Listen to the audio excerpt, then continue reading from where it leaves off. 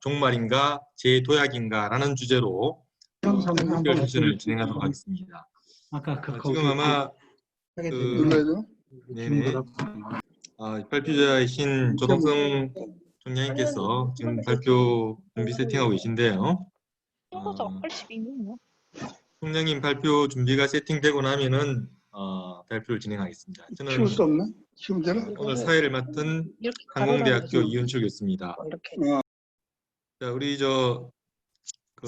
우리 토론자 세 분이 다 들어오셨는지를 한번 확인하겠습니다. 박영렬 교수님 들어오셨나요? 예, 안녕하세요. 예. 네, 반갑습니다. 네. 김석수 교수님 들어오셨나요?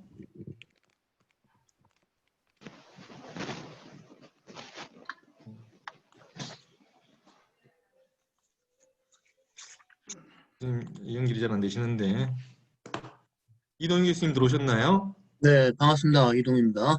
네, 반갑습니다.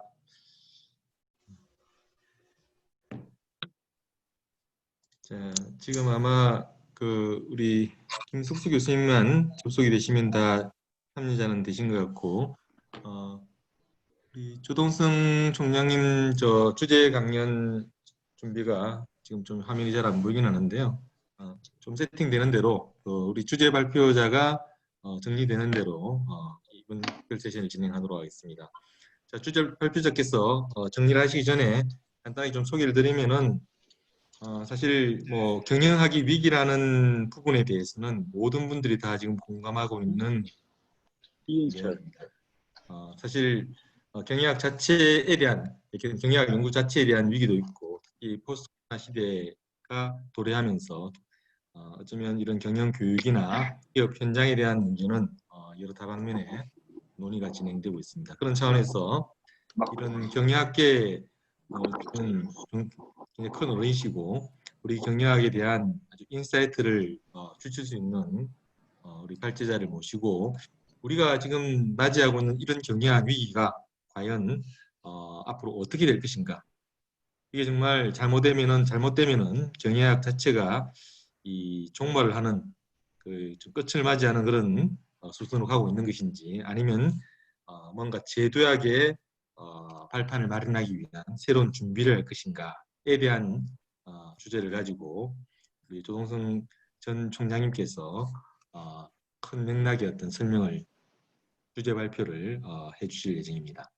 그리고 오늘 세 분의 토론자를 모셨는데요. 세 분의 토론자는 사실은 세 분 토론자 분들마다의 어떤 특색이 좀 있으실 거예요. 어떻게 보면은 우리 박영렬 교수님께서는 우리 차기 경영학회장이시기도 하고 또 서울의 주요한 메이저 대학의 사립대학에 오랫동안 교육을 활동을 하고 계시고 우리 김석수 교수님은 부산대학에서 오랫동안 재직하시면서 어쩌면 이 국립대학 지방 국립대학에 뭐랄까요 이런 여러 교육 경험을 가지고 경영학의 미래에 대한 좋은 아이디어를 주시리라 생각합니다.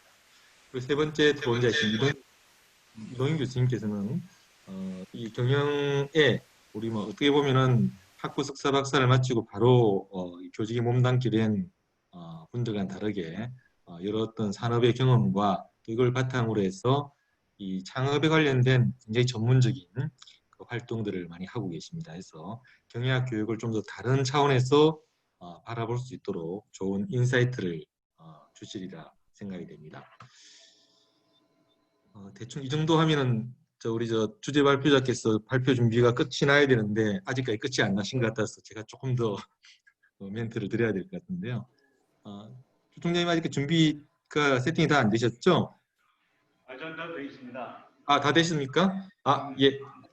그러시면 우리 시간이 제약되기 때문에 지금 바로 이어서 조동성 인천대 전 총장님을 모시고 경영학의 위기, 종말인가 재도약인가에 대한 주제 강연을 듣도록 하겠습니다. 자, 조 총장님 준비되시는 대로 바로 시작해 주시기 바랍니다. 예, 시작하겠습니다. 안녕하세요. 반갑습니다. 방금 우리 이은철 교수님께서 소개해 주신 조동성입니다.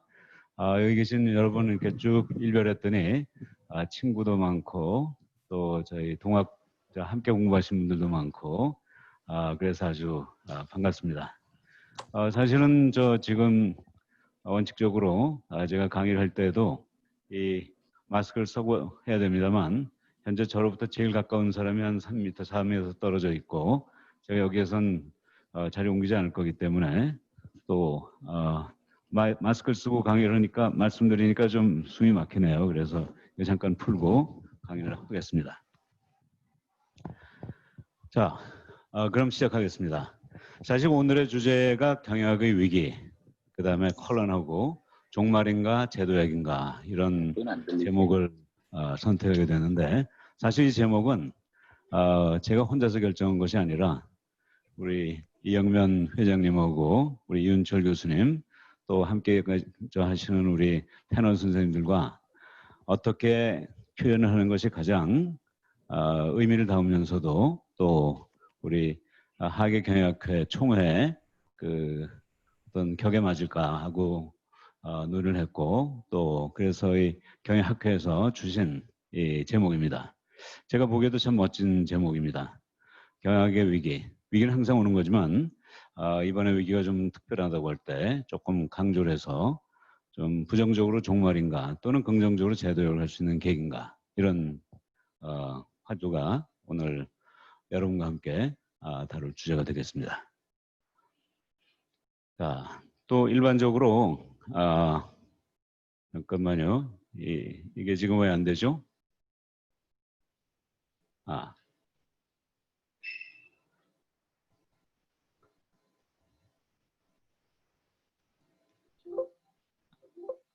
안 돼요? 예, 그러네요. 일반적으로 이 강의가 1시간, 오늘 1시 반부터 3시 15분까지 진행되는데 또 세 분의 패널께서 또 저보다 더 좋은 말씀을 해주실 거기 때문에 가급적 저는 1시간에서 1시간 15분 정도 정리하겠습니다. 그러니까 1시간에서 1시간 15분 정도의 정리를 하려니까 평소하고 좀 달리 좀 두괄식으로 좀 설명을 하려고자 합니다. 다시 말해서 한 5분 정도에 걸쳐서 처음부터 끝까지 제가 말씀드리려는 내용을 쭉 요약 정리해 드린 다음에 그 다음에 그 내용을 하나하나 설명해 드리고 마지막에 또 결론을 내는 그런 제가 평소에는 안 쓰는 방식인데 저는 항상 그 약간 강의에서 이 드라마라든가 이런 좀 서스펜스라든가 스토리텔링을 좋아하기 때문에 그렇게 안 씁니다만 여기 계신 분들은 전부 함께 공부를 하시는 분들이기 때문에 이런 방식을 선택하겠습니다.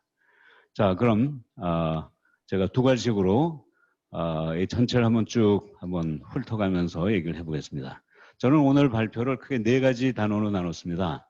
마치 우리가 소설이나 기타 스토리텔링을 할 때 기승전결로 전개하듯이 현재 우리에게 보이는 위기의 징후, 그 현상으로 나타날 모습이 어떠한가를 이 4가지로 subject, environment, resources, mechanism 이 4가지의 측면에서 한번 살펴보고요. 그 다음에 이제 두 번째로는 이 징후, 현상의 원인이 무엇일까를 한번 또 살펴보고요.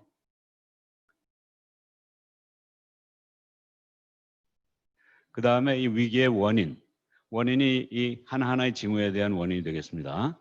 그 다음에 그 원인이 우리가 이걸 그대로 놔두면 어떤 결과로 나갈 것인가 하는 것을 또 4가지로 정리를 해보고 이 결과 저는 마지막에서 경영의 종말이 정말 얼마든지 가시화될 수 있고 우리가 그 방향 향해서 내달릴 수도 있다고 생각이 됩니다. 그러나 그게 우리가 원하는 바는 아니지 않습니까? 그렇기 때문에 이러한 종말을 피하기 위한 준비로 우리가 무엇을 해야 될 것인가를 마지막에 또 다시 4가지로 정리해서 경영을 한번 재도약해보자. 다시 한번 우리가 학문으로 삼고 있는 이 경영학을 전공으로 삼고 있는 이 경영학을 살려보자. 이런 뜻에서 경영의 재도약으로 정리를 할까 합니다. 그럼 이걸 조금 더 다시 하나하나 좀 정리해 보면요. 위기의 징후가 이제 저는 크게 4가지 측면에서 보고 있는데 첫 번째는 주체입니다. 여기서 주체라 하면 경영대학을 얘기합니다. 경영대학에서 전가의 보도를 삼고 있는 최고 경영자 과정. 전 세계 아마 대부분의 경영대학이 다 최고 경영자 과정 한두 개는 다 할 겁니다. 많이 하는 데는 뭐 10개, 20개 하는 데도 있고요. 근데 이 경영대학에서 제공하는 최고 경영자 과정, 기업에서 한 40대, 50대, 60대 경영자들이 와서 공부하시는 이 최고 경영자 과정이 지금 쇠퇴하고 있습니다. 몰락하고 있습니다.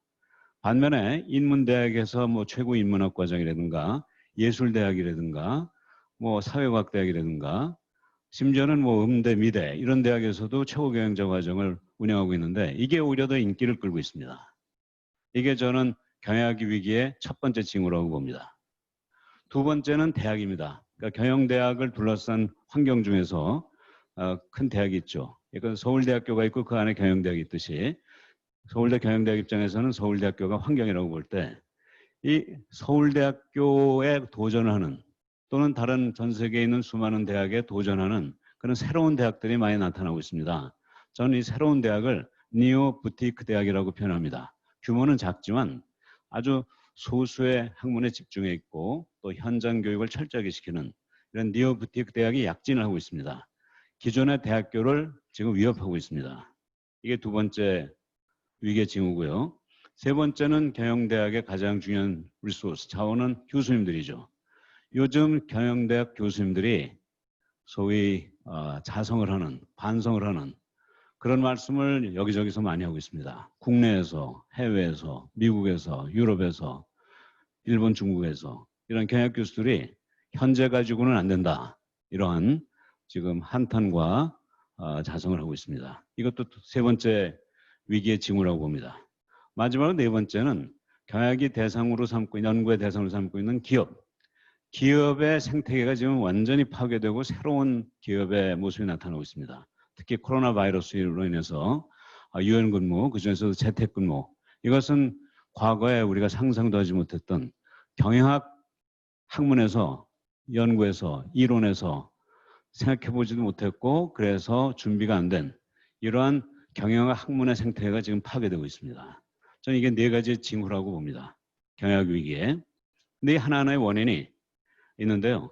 이 경영대학에서 이 최고 경영자 과정이 쇠퇴되고 있는 이유가 여러 가지 있는데 그중에 가장 중요한 거는 경영대학의 교수 구성입니다. 경영대학의 교수는 거의 대부분 경영학 박사로 구성되어 있습니다. 근데 만일 기업이 원하는 학문이 또 기업이 배우고 싶어하는 교육의 내용이 경영학에 국한된다면 괜찮습니다. 그러나 요즘 기업은 경영학만 가지고 기업을 운영할 수 있는 때가 아닙니다. 이제는 경제학이나 공학은 물론이지만 심리학이라든가 사회학이라든가 역사학이라든가 인류학이라든가 고고학이라든가 또는 뭐 사회과학, 자연과학 모든 학문을 필요로 합니다. 그런데 현재 경영학 박사만으로 구성된 경영대학에서는 그런 걸 제공할 수 없으니까 그러니까 경영대학이 아닌 인문대학이라든가 사회과학대학이라든가 음대, 미대 같은 데서 경영자를 위한 교육을 제공하고 있는 것입니다. 또 두 번째로 니오부틱 대학이 약진하고 있는 것은 기업에서 원하는 현장 중심 교육을 그동안 그렇게 숱하게 애타게 기업에서 대학에게 요구를 하고 있는데 대학이 그동안 외면하고 있었습니다. 현장 교육을 그렇게 중요하게 생각하지 않고 여기서 원론만 가르치면 대학 기업에서 다시 재교육을 통해서 현장 교육을 시킬 수 있지 않겠느냐 이렇게 생각하고 있었습니다. 그러나 기업은 더 이상 이런 걸 용납하지 않고 만족하지 않고 하는 그런 상황이 생긴 거죠. 세 번째, 경영학 교수들이 자성하는 이유가 뭘까요? 그 내용을 들여다보면 이제는 경영학 교수가 기업 현장에서 지금 기업을 이끌고 있는 경영자들에게 가르쳐줄 게 없다는 얘기입니다. 이미 우리나라를 비롯해서 전 세계 기업의 경영자는 학문의 수준에 있어서도 경영학 교수 못지않게 MBA는 물론이고 박사학위를 받은 사람들이 많습니다. 학문적으로도 아주 수준이 높습니다.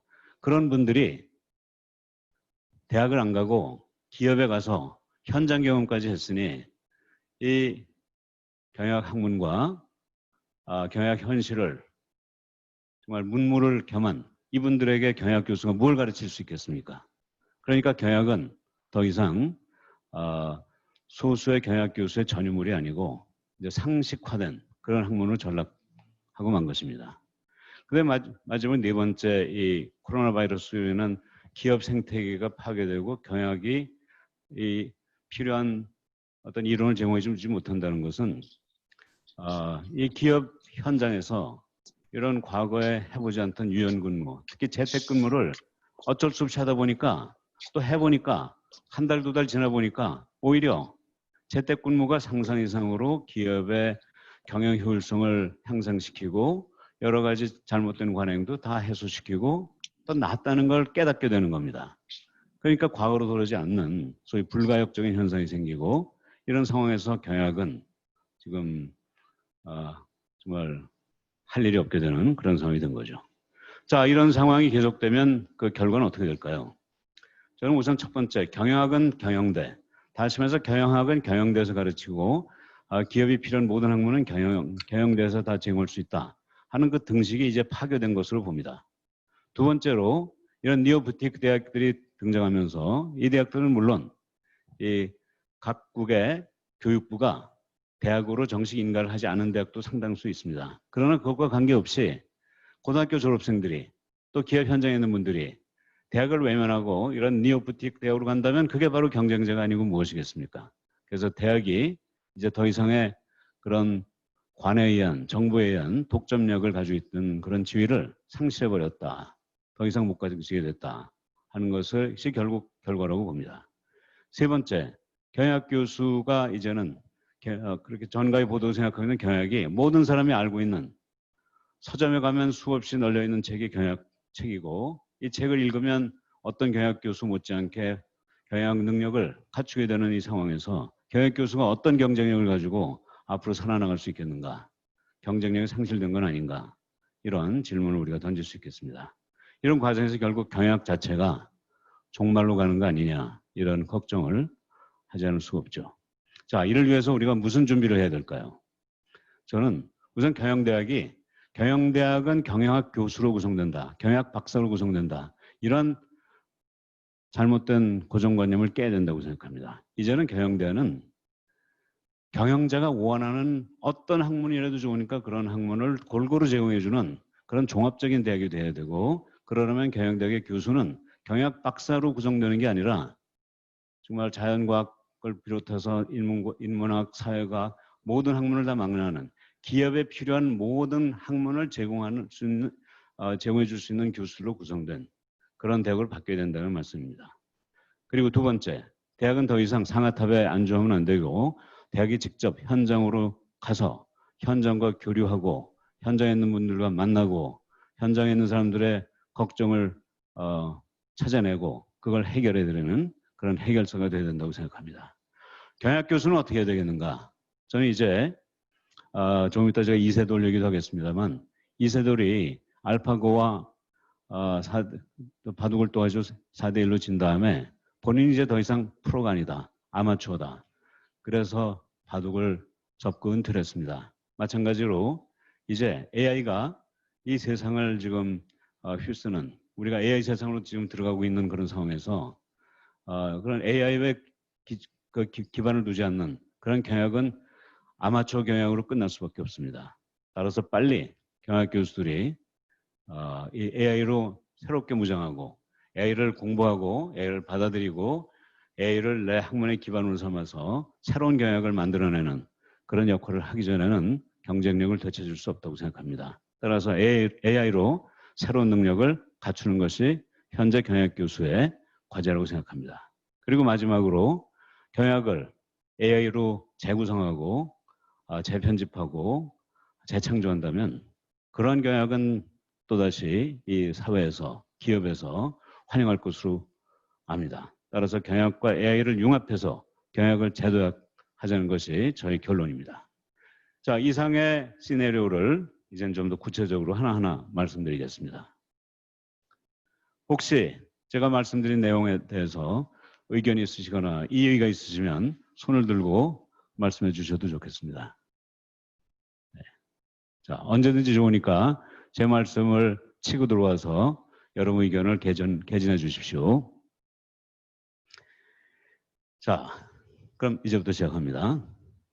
지난 20년 전, 2000년부터 2008년까지 한 10년 가까이 미국은 언젠가 이 경제 위기가 닥칠 것이라는 그런 걱정을 많이 했습니다. 그러나 또 그렇지 않다고 주장하는 사람들도 많아서 말로만 핑퐁을 치고 있다가 결국 2009년에 이 그림에서 이 표에서 보는 것과 같이 급락을 했습니다.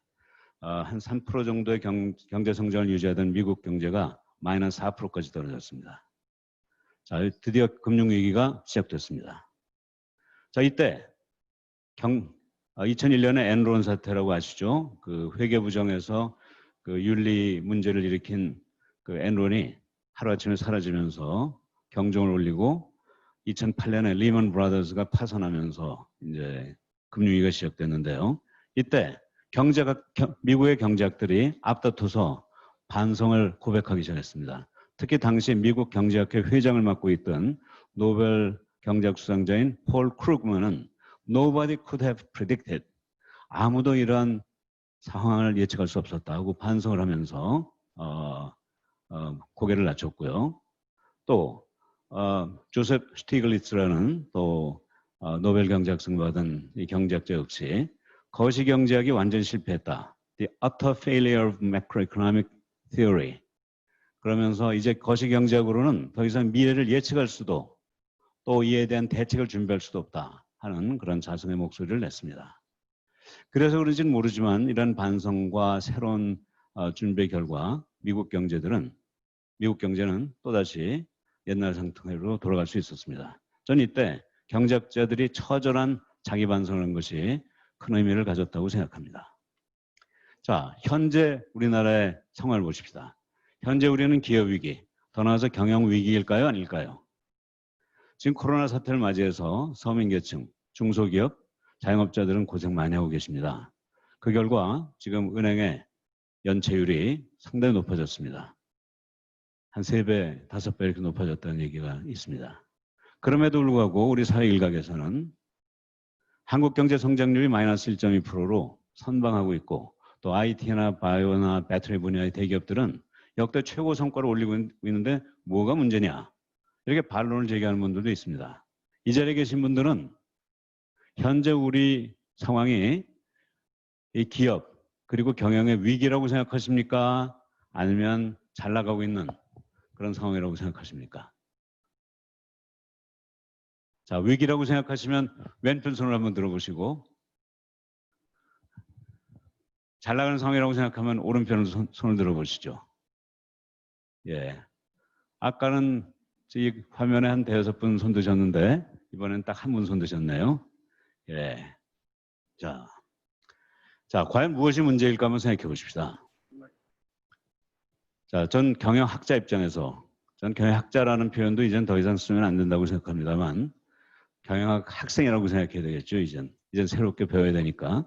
자, 과연 경영학이 누구를 위한 for whom the bell tolls 누구를 위해 종을 울리나 경영학은 누구를 위해서 존재하는 학문인가 한번 생각해 보십시다. 경영학은 기업을 위한 학문입니까? 기업의 경영자를 위한 학문입니까? 아니면 경영대학 자체를 위한 학문인가요? 아니면 경영대학에서 강의하는 경영학 교수를 위한 학문인가요? 물론 여러분은 기업과 경영자를 위한 학문이라고 생각하시겠죠.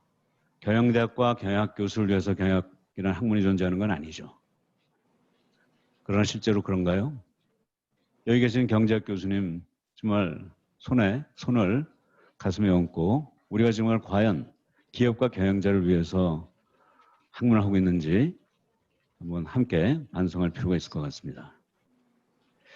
두 번째 질문을 드립니다. 두 번째 질문은 누구에 의한 학문인가? 경영학은 누가 만들어 나가는 학문인가?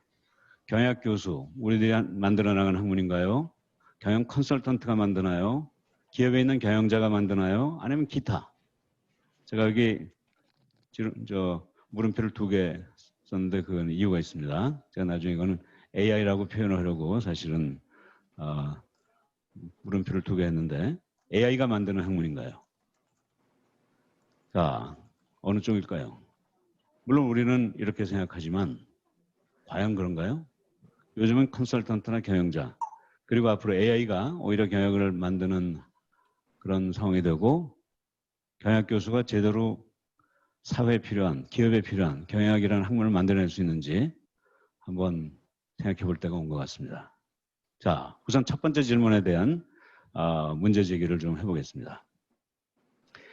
저는 모든 문제에 대한 답변을 구하는, 다시 말해서 종속 변수, 기업이 좋은 성과를 내는 것이 우리 목표라면 이 종속 변수를 일으키는 그 원인으로서 일반적으로 주체, 환경, 자원을 얘기하죠. 물론 여러분 잘 아시다시피 기업이 좋은 경영 성과를 내려면 경영자가 훌륭하거나 그 기업이 속한 산업이 성장 산업이거나 또는 그 기업이 가지고 있는 특허라든가 돈, 기술, 인력이 훌륭한 그런 상황이 되어야 된다고 생각하십니다. 이게 일반적으로 지난 7, 80년 동안 경영학이 전개해온 그런 방법입니다. 그러나 저는 저희 동료 교수들과 함께 또 학생들과 함께 이 사이에 존재하는 매개 변수에 해당하는 메커니즘을 강조했습니다. 다시 말해서 기업이 지금 어려운데 사장 바꾼다고 그 다음날부터 잘 되는 게 아니죠. 또 어려운 기업이 좋은 산업으로 간다고 해서 그 다음날부터 잘 되는 거 아니고 좋은 산업에서도 망하는 기업은 얼마든지 있죠. 또 자원이 있어도 그걸 활용하지 못하면 기업은 또 어려워지는 건 마찬가지고 오히려 그런 주체 환경 자원을 기업이 어떻게 내부적으로 그 조합을 설계를 하고 조합을 해서 좋은 메커니즘을 만들어서 그 메커니즘에서 기업의 프로세스가 나와서 생산, 마케팅, 재무, 인사 같은 프로세스가 나와서 성과를 올리느냐. 저는 이 메커니즘이 중요하다고 강조를 하고 이에 대한 학문을 메커니즘 경영학이라는 경영이론을 만들어내고 있는데 그래서 우리가 메커니즘 경영학회라는 것도 지금 만들어서 함께 운영하고 있고요. 오늘 제 발표도 이렇게 주체 환경 자원이라는 독립 변수와 또 독립 변수와 종속 변수 사이에 존재하는 매개 변수, 메커니즘을 가지고 설명을 드리겠습니다. 자, 그래서 아까 말씀드린 것과 같이 자, 주체를 경영대학으로 볼 때 초경제 과정이 쇠퇴하고 있고 경영대학을 감싸고 있는 대학교를 환경이라고 할 때 니오부틱 대학이 약진하고 있고 또 대학의 리소스 자원이 경영교수로 갈 때 지금 스스로 우리가 반성을 하고 있고 또 메커니즘을 경영하기 그 교육과 연구 내용이라고 생각할 때 이 경영학이 제공해야 되는 그런 이론이 기업 생태계 파괴로 인해서 지금 갈 길을 못 찾고 있다 하는 얘기를 좀 드립니다. 좀 더 구체적으로 이 네 가지를 설명드리면 자 아까 말씀드린 것과 같이 경영대학에서 진행하고 있는 최고 경영자 과정이 다 하나같이 지금 퇴조하고 있습니다. 반면에 환경, 인문학, 예술문화, 의료 이게 한국이나 중국이나 미국이나 모든 대학에서 오히려 경영자의 흥미를 끌고 더 많은 학생들을 끌어들고 있습니다. 자, 그 이유는 뭘까요? 저는 경영학자가 기업 현실에 대한 해법을 경영학으로 제공해주지 못해서 나타나는 현상이라고 봅니다. 그런데 경영자들은 동물적인 감각이 있기 때문에 지진이 나면 동물들은 먼저 움직이지 않습니까? 마찬가지로 경영자도 그런 동물적인 감각이 있기 때문에 경영학이 제공해주지 못하는 해법을 경영 이외에서 찾아내고 있다 이겁니다. 그래서 인간과 자연을 탐구하는 인류학, 인문학, 예술문화, 의학, 환경학 등에서 찾고 또 미래를 탐구하는 빅데이터나 AI에서 찾고 있다는 얘기죠. 이렇게 보면 사실 현재 위기는 경영자의 위기가 아니라 왜냐하면 경영자는 어떻게 해서든지 그 해법을 찾아나가고 있으니까 그 해법을 제공해 주지 못하는 우리와 같은 경영학자의 위기가 아닌가 하는 그런 질문을 던질 수 있습니다. 두 번째 그 환경에서 찾아보는 위기의 징후는 니오부틱 대학의 약진입니다. 요즘 글자가 좀 작습니다만 지금 전 세계에서 지난해 20여 년 동안 수많은 새로운 대학들이 나타나고 있습니다. 그 가장 첫 번째로 제가 보여드리는 그 대학은 일본의 도요타라는 자동차 회사에서 만든 토요타 테크놀로지 인스티튜트 자동차 학원입니다. 대학에 상당하는 그런 교육을 여기서 제공하고 있습니다. 또 사디는 한국에 있는 한국 서울 논현동에 있는 삼성 이 디자인 교육원입니다. 여기서 3년에 걸쳐서 어떤 대학보다도 더 훌륭한 기업에 꼭 필요한 그런 디자인을 가르치고 있는 그런 대학이나 마찬가지 기관입니다.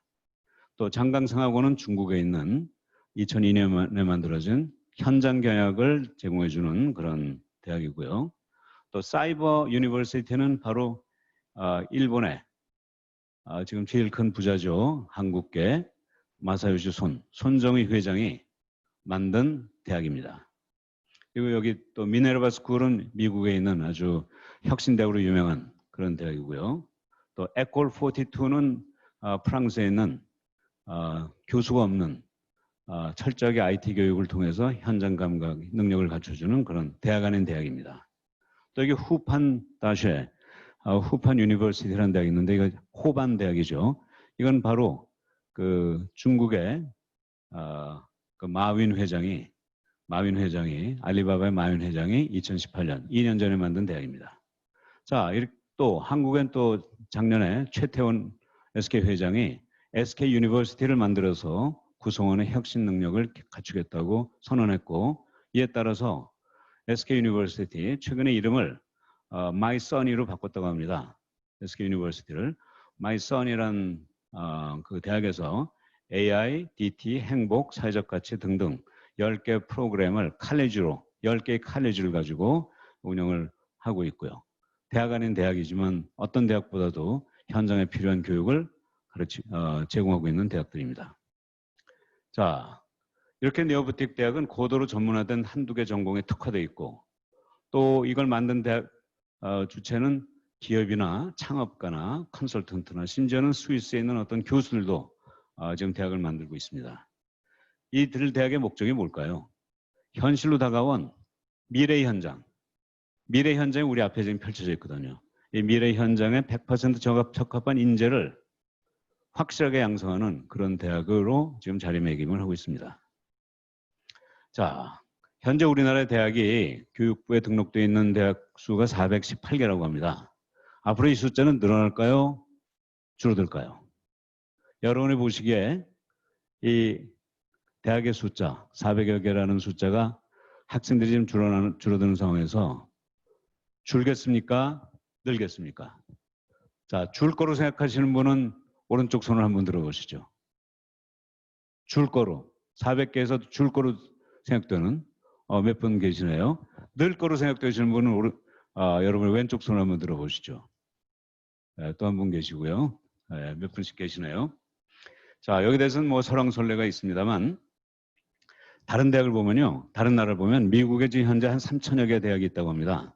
근데 최근 미국에서 이런 다양한 니오부틱 대학들이 많이 나타나고 있고, 중국에는 1,507개로 공식 자료에는 있는데, 여기에 지금 중국 정부가 최근에 민간인도 대학을 만드는 그런 제도를 도입했다가 시진핑 정부에서 약간 주춤합니다만 하여간 숫자가 늘어나는 그런 추세에 있다고 합니다.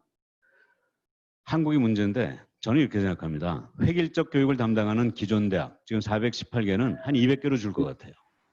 200개는 줄 겁니다.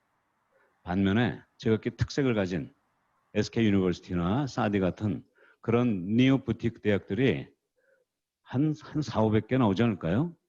전 그래서 이 니오부틱 대학을 포함한 뭐 교육부에서 정식 인가를 받지 않는다 할지라도 고등학교 졸업생들이 사회에 진출하기 위해서 가고 싶어하는 대학, 그런 기관 숫자는 지금보다 훨씬 늘어나지 않을까 이렇게 생각됩니다.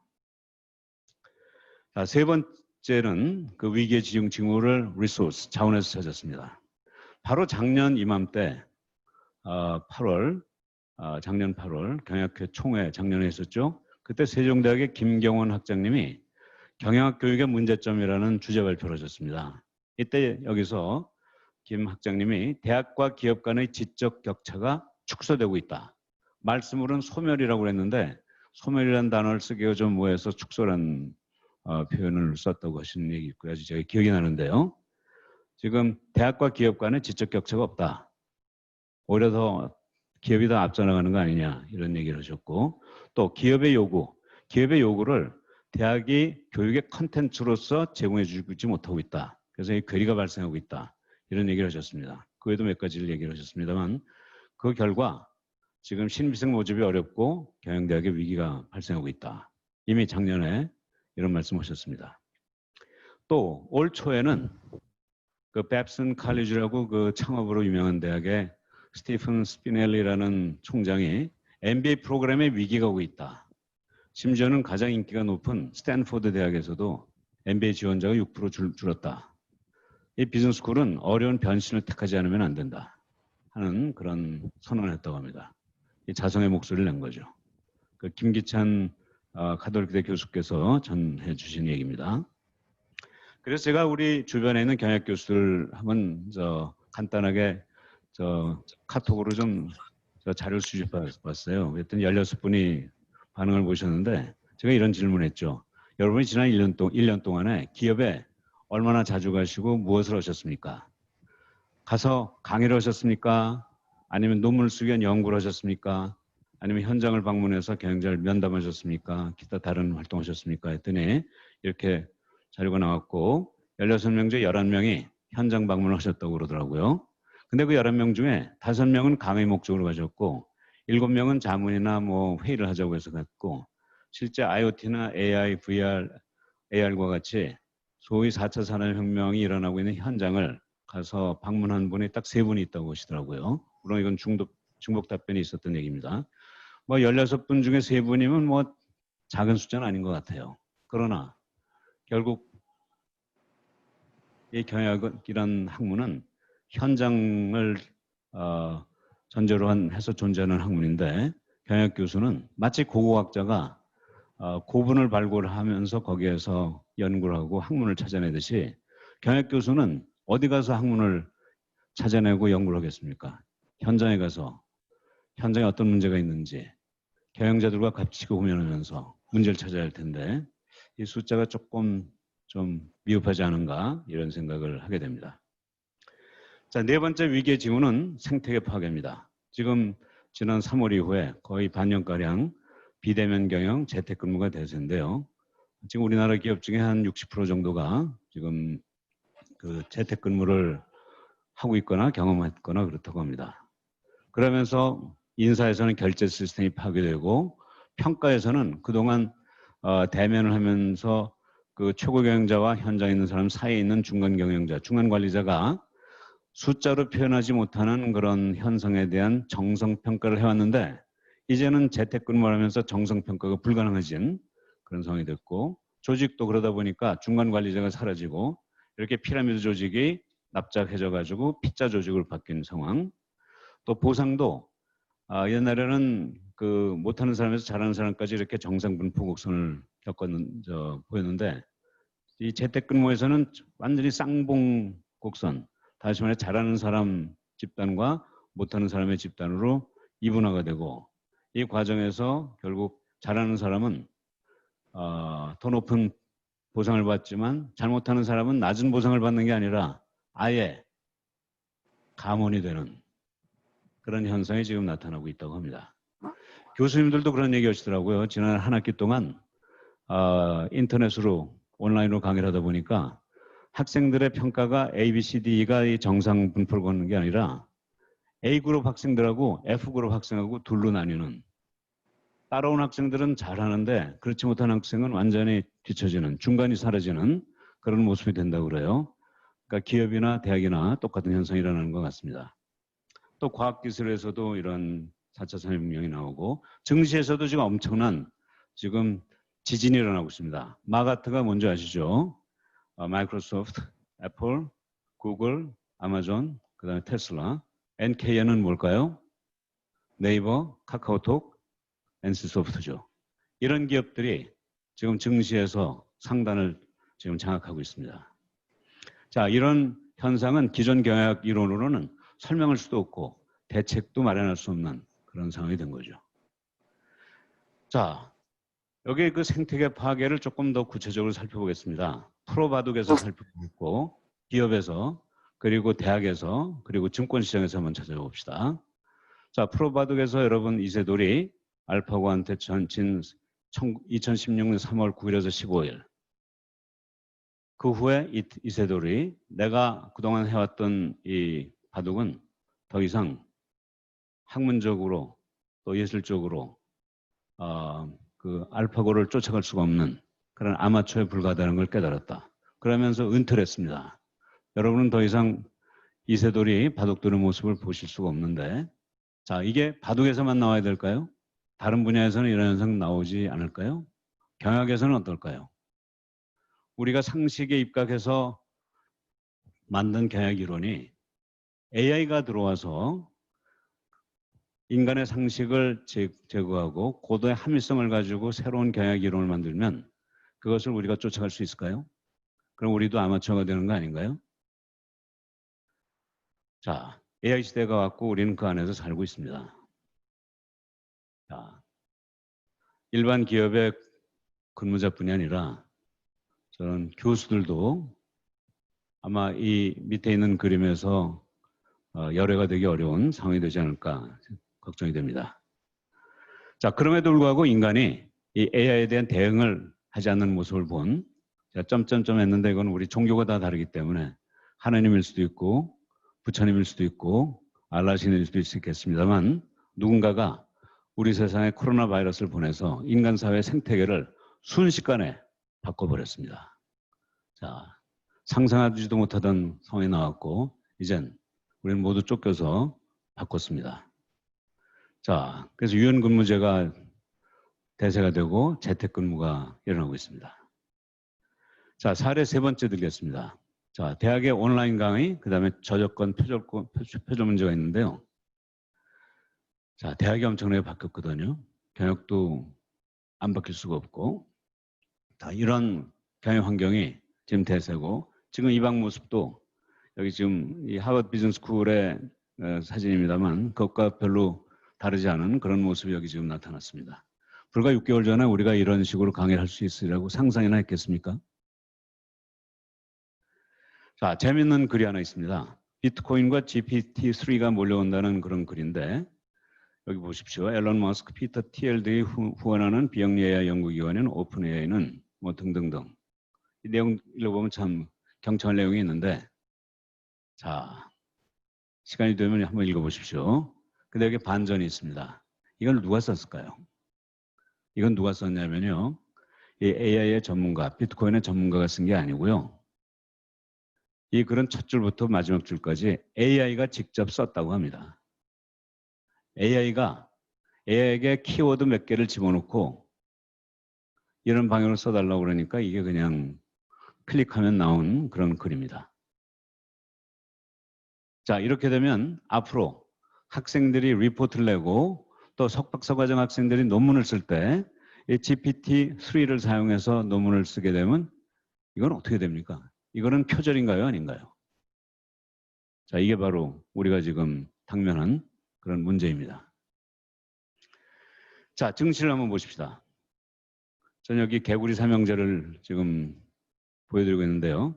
첫 번째는 미지근한 물에 들어가서 아주 따뜻한 물을 목욕을 하다가 이제 삼겨서 죽는 개구리고요. 두 번째는 뜨거운 물에 들어갔다가 아 뜨거워 그러고 튀어나오는 개구리고 세 번째는 올챙이죠. 저는 미국의 GE, IBM, 아마존이라는 세 회사를 여기에 대입시켜서 볼 수 있다고 봅니다. GE는 정확하게 20년 전인 2000년에 전 세계에서 시가총액으로 4,690억 가장 큰 회사였어요. 이 회사가 지금은 600억 이하로 떨어졌고 8분의 1의 수준이 됐습니다. IBM은 2천억 달러에다가 한 1,000억 달러로 2분의 1로 반타작이 됐고 아마존은 당시 120억 달러인데 지금은 1조 3,780억 달러, 113배가 됐습니다.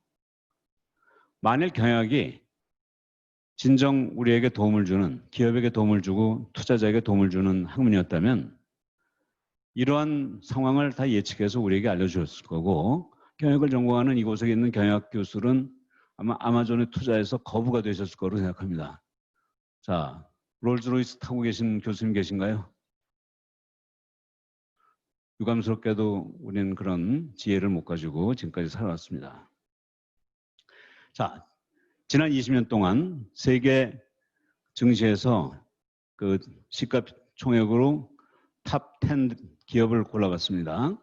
2000년에는 정확하게 GE가 1등이었는데 그 후에 지금 떨어져서 2018년에는 완전히 사라졌고요. 엑손이 그 뒤를 이어서 1등을 계속하다가 또 2017년에 지금 10등 밖으로 사라졌습니다. 천하의 제너럴 일렉트릭, 엑슨모빌이 10대 기업에서 사라졌습니다. 반면에 지금 1등을 점하고 있는 마이크로소프트, 애플, 아마존, 구글 전부 과거에는 이 10등 기업에 존재하던 않던 AI 기업들입니다. 또 중국의 알리바바, 또 페이스북을 지나서 그다음 텐센트 이게 지금 약진을 하고 있습니다. 자, 이런 상황 우리가 예측을 했었나요? 한국 기업을 보십시다. 삼성전자가 정말 지난 20년 계속 1등을 장악하고 있습니다.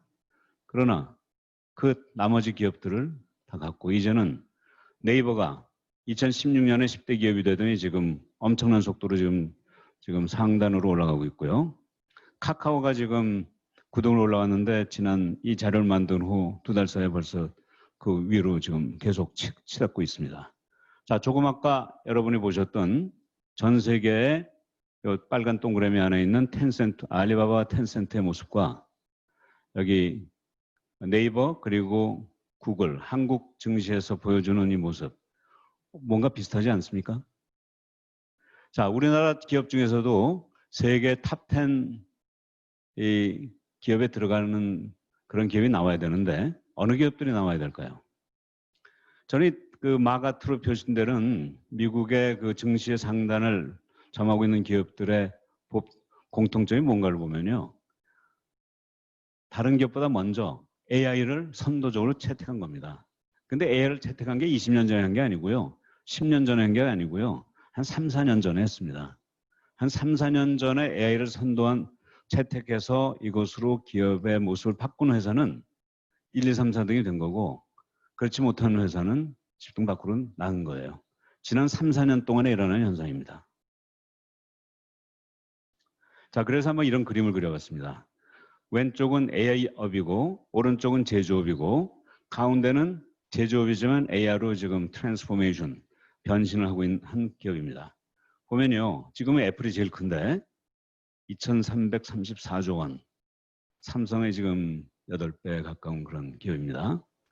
아마존, 둘 다 제조업이지만 또는 제조업이라기보다는 그 어떤 그 오프라인 사업이었지만 지금 AI로 완전히 탈바꿈을 했고요.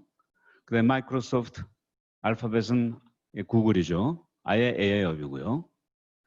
그다음에 테슬라가 자동차업이지만 AI업으로 중무장한 그런 기업인데 자, 한국의 삼성전자, 네이버, 현대차, 카카오 보시면 삼성전자, 현대차 사실 아주 훌륭한 회사고 이런 회사가 앞으로 세계 10대 기업으로 들어가야 될 텐데 지금 상태에서 될까요? 저는 삼성전자가 빨리 AI업으로 재무장하고 현대차가 재무장하고 네이버, 카카오는 좀 더 이쪽으로 몰입해서 정말 세계에서 AI를 대표하는 그런 기업이 나타날 때 이들 기업 중에 하나가 전 세계 10대 기업이 될 거로 봅니다. 그래서 이미 삼성은 데이터 기업이 되겠다고 선언을 사실 했죠. 얼만큼 빨리 이걸 진행하느냐가 이제 삼성의 관건으로 봅니다. 자, 아까 말씀드린 바와 같이 GPT-3를 사용해서 만든 리포트나 논문 이거 어떻게 할 건가? 이게 표절인가 아닌가? 또 우리 사회는 장래 어떤 산업이 유망하고 어떤 기업이 선도 기업이 될 거라는 것을 분석하고 발표하는 경영학자들과 AI 중에서 어느 편에 손을 들고 어느 편의 그 제안을 신뢰할 것인가요? 신뢰할까요? 인간은 제한된 합리성, bounded rationality 속에서 의사결정을 한다는 것을 이미 허버트 사이먼이라는 노벨 경제학상 수상자가 얘기를 했죠. 그러니까 우리가 합리성이 있다고 그러지만 우리 경험에 입각한 합리성이지 정말 순수한 최고의 합리성은 아니다 하는 얘기인데 이런 학문이 이미 지난 10여 년 동안 뇌과학이 들어오면서 마케팅 인사 분야에서 많은 그 이론이 깨지고 새로운 이론이 나오고 있습니다. 여기에 AI 알고리즘에 기반을 둔 경영이 나오면 우리가 맡아온 경영학자라는 직업, 우리가 만든 경영이라는 이론은 어떻게 되겠습니까?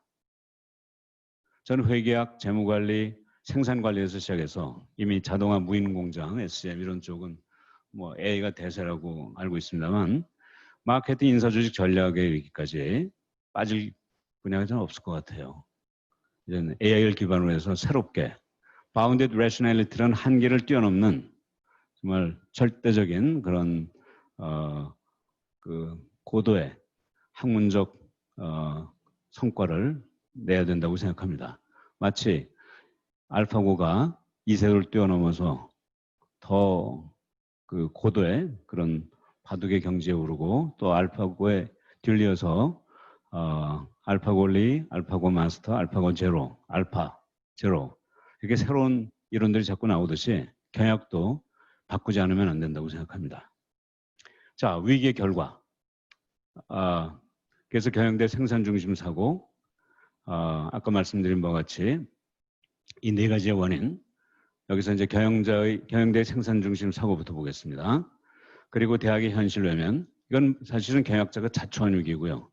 경영학의 상식화, 비대면 자택근무는 사실 기업 환경이 가져온 위기라고 볼 수는 있겠습니다만, 자, 여기서 보세요. 경영대학에 제가 있었던 경영대학의 교수가 56분이 계시는데 그중에 경영학 박사 49명, 경제학 박사 4명, 산업공학 박사 2명.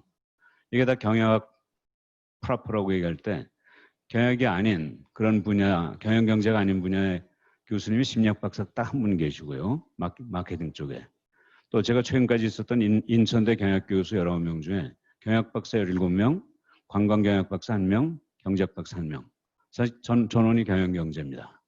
반면에 하버드를 보십시오.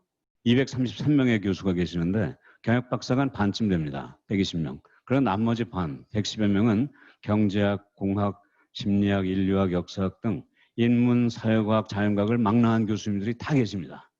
그러니까 기업의 경영자가 원하는 어떤 학문이든지 경영대학에서 제공해 줄 수 있는 거죠. 다시 말해서 한국의 경영대학은 경영학자가 아는 것을 가르치는 대학이고요. 다른 나라, 특히 미국 이런 데 대학은 이미 경영자가 원하는 것을 가르치는 또 경영자가 배우는 그런 대학이 된 겁니다.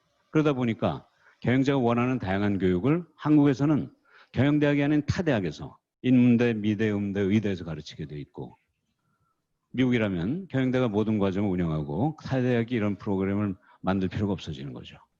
우리가 이렇게 경영학 교수, 경영학 박사라는 순혈 문화를 가지다 보니까 저는 우리나라 경영대학이 자기 발등을 찍었다. 저는 이렇게 표현합니다.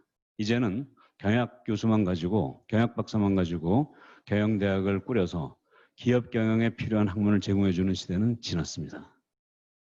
자, 경영대학이 피해서의 회로가 갇혀가지고 이런 식으로 가면 안 되고 경영자가 원하는 다양한 교육을 제공해야 된다고 생각합니다. 그래서 지금은 한국 경영대학과 경영학 교수의 위기를 우리가 절감해야 되지 않을까 생각됩니다. 자, 그리고 또 대학은 전통에 대한 집착 때문에 이런 니오부틱 대학의 약진에 눈을 감고 있는 불감증 환자다 이겁니다.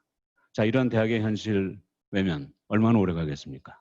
그래서 2달 전에 세계 혁신대학의 랭킹인 우리 랭킹에서는 그 기존에 각 국가의 교육부가 그 학위 과정을 승인한 대학뿐이 아니라 미네르바 스쿨, 싱귤래리티, 에콜 등의 대학 아닌 대학까지 다 포함해가지고 랭킹을 매겼습니다. 그랬더니 전혀 다른 결과가 나왔습니다. 이거 보십시오. 미네르바 스쿨이 전 세계에서 5등, 싱귤래리티라는 미국의 창업대학이 16등, 프랑스의 에콜 42가 17등, 또 미국 보스턴에 있는 올린 칼리지가 20등, 장강상호의 37등, 도요다 기술대학이 63등, 삼성 사디가 68등, 또 미국의 파운드리 칼리지라는 또 그런 대학이 89등, 햄버거 대학, 맥도날드가 만든 이게 95등, 이런 식으로 쭉 나오고 중국의 후판 대학도 여기 지금 올라가 있습니다. 이제는 대학과 비대학이 함께 어울려서 경쟁하고 협력하고 새로운 대학의 생태계를 만들어 나가는 때가 온 것입니다. 제가 예측컨대 이 빨간 글자로 보여지는 이 니오프틱 대학의 숫자는 시간이 갈수록 늘어날 것으로 예측됩니다. 자, 경영학의 상식화. 아까 말씀드렸던 그 김경원 교수님의 학자의 발표 내용에 이렇게 되어 있습니다. 결국 그렇게 지적적 격차가 대학과 기업 간에 소멸되는 이유는 경영학의 상식화가 됐다. 경영을 누구나 배울 수 있기 때문에 구태 경영대학에 와서 경영학 교수한테 배울 필요가 없어졌다는 얘기고요. 또 교수들의 실무 참여 기회가 축소됐다는 얘기까지 하시면서 이런 4차 산업혁명과 같은 그런 지금 변화에 대한 학계의 대응이 너무 없다 하는 질타를 자성을 하셨습니다. 자, 경영은 어디로 가야 될까요? 아까 이 개구리 삼형제를 다시 한번 보면 저는 대기업의 경영자는 뜨거운 물에 들어간 개구리고 지금 창업가는 올챙이라고 생각합니다. 저는 미지근한 물에서 이 따뜻한 물을 즐기는 분들이 바로 우리가 아닌가 이렇게 생각됩니다. 자, 경영이 상식이 됐다 보니까 경영자한테 밀리는 실력, 또 학자가 우리가 원하는 것만 우리가 연구하지 우리가 원하지 않는 건 연구하지 않거든요. 그러니까 이 딥러닝과 같이 정말 기업이 원하는 모든 분야를 다루는 그런 우리의 대안에 대해서 우리가 경쟁력을 가질 수가 없다고 봐지고요. 또 많은 경우에 우리가 잘못된 전제하에 이론을 만듭니다. 그럼 결국 잘못 도출된 이론이 나올 수밖에 없고 우리가 이걸 스스로 자정할 수 있는 능력이 없는 거죠. 이렇게 되면 경영의 종말이 나올 거 아니냐 하는 그런 걱정을 안 할 수가 없습니다. 자, 우리가 이제 그 원인으로서 마지막 네 번째로 보면 위원근무의 내재적 장점을 우리가 알게 됐거든요. 투명성 기본이고 효율성이 대폭 증가했고요. 자가근무를 하면서 재택근무를 하면서 지내보니까 인사조직의 인사조직에서 기존 시스템이 파괴되고 중간관리자가 멸종이 되고 또 투명하고 공정한 평가가 가능해지고 또 보상에서 양극화, 큰 보상이 있으면서 기업은 오히려 더 효율적이 되는 거죠. 문화도 새로운 문화가 나타나고 자, 이러한 상황에서 경영 이슈가 많이 나타납니다. 개인 기반의 이 문화를 우리가 어떻게 경영적으로 활용할 것인가. 또 개인주의는 어떻게 이걸 받아들일 수밖에 없는데 이걸 어떻게 경영학 이론으로 정립해서 가치 있는 어떤 논리를 찾아낼 건가. 또 이젠 긴장 속에서 경쟁하는 모습이 이젠 대세입니다.